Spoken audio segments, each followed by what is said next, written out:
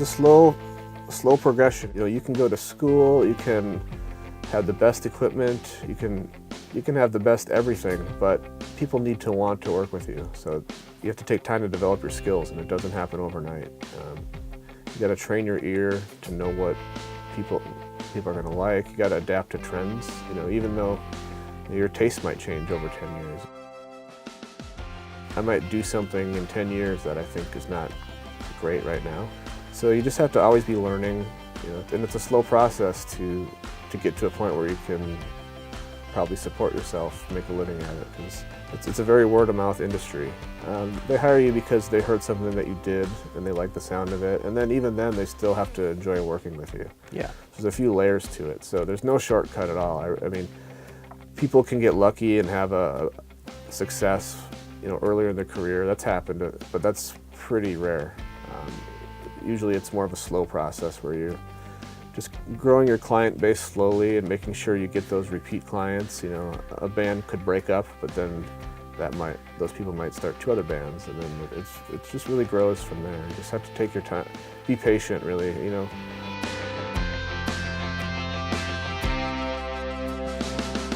By the time the mixing is done, you should be happy with how it sounds. I mean, you can fix problems, but ideally you love it before it goes to mastering.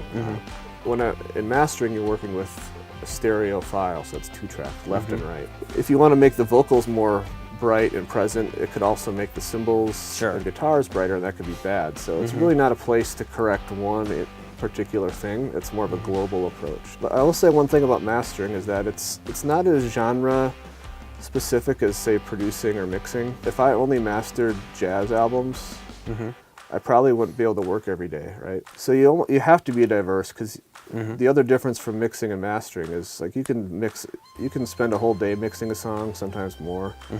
You can comfortably master an album in a day. Like, it's very comfortable pace. Some guys even do more than that. So in order to stay busy, you have to diversify. You have to be good in just about any genre that gets thrown at you. For people that are old enough to remember, like, when CDs first came out, you didn't realize it at the time, but they weren't all that loud. And then into the 90s, the technology became available to make CDs louder and louder. People kept pushing it further and further every year. And it got to the point where the music is just so distorted now, and people have actually gotten used to it, and especially younger kids, that's all they know. They don't know what music used to sound like. So it got really out of hand, but what's kind of saving it is the streaming services. No matter how loud you make your master, they set the playback level on their end, which means there's no need to make the loudest CD in the world anymore. But being here has, it has allowed me to expand the equipment and keep upgrading that and get that to where I want it. 'Cause I don't have as much overhead as like a big building. And the other thing too is, with the internet, clients don't really come in anymore. I do just as much stuff from other states and other countries as I do Milwaukee. After I worked in Green Bay, I moved to Madison, Wisconsin, to Smart Studios, and they would require, instead of buying reels of tape, they would require bands to buy their own hard drive. Because back then, hard drive space was not so affordable. It was kind of a serious cost, so bands were required to buy their own hard drives. And I don't know how they heard of OWC, but when I got there, they were using OWC hard drives. They just said, this is what we use. They ship very quickly. It shows up, you could call at 5 at night, or place an order like in the evening, and it's there the next day, which is great.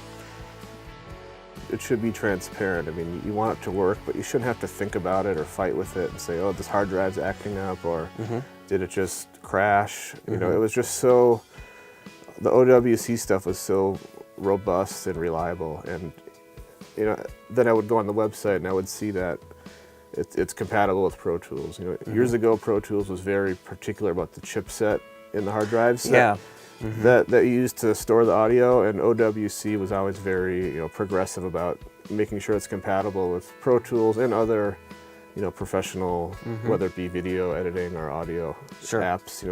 I could tell it was very friendly to the creative art community, and not just for storage, but actual performance and reliability. With the line of work I'm doing, I have to be really organized because people email me or call me looking for old files, and I have to know where it is and how it's labeled, so I know what it is. I have an app that lets me catalog all my archives, so I can search it. So if a certain artist or band emails me, I can search their name, I can find any files related to them in a matter of seconds. I keep the data cable hooked up, and I just have to plug in the power, and within seconds I have all my archives in front of me, and I can find whatever I need in seconds. This one stays in my studio. By the computer, every 15 minutes a backup will run, so that if there ever was a drive failure, or if I made a mistake and corrupted a file or something, I would only lose 15 minutes of work. And what I like about it, again, is it's bus powered. It's very discreet and it's quiet. It makes no noise. I forget that it's there. It doesn't take long to back up. I don't even have to think about it. You set it up once, you plug it in, you wait for it to do its thing, and then you're backed up. Well, we really appreciate you taking the time to talk with us today, and it's people like you who really make me proud of working for OWC, and we love being part of the music industry and the video industry and just in the artistic industry, and we really appreciate you buying our gear and working with us over the years. Yeah, well, I appreciate you guys making it. I can't imagine working all these years without it. Whenever I need a product, whether it's a hard drive or some other device, if there's an OWC version, I pretty much always prefer the OWC version because it's just going to be reliable, dependable, and well thought out, and I know it's going to work. I can plug it in and get to work and not think about it again.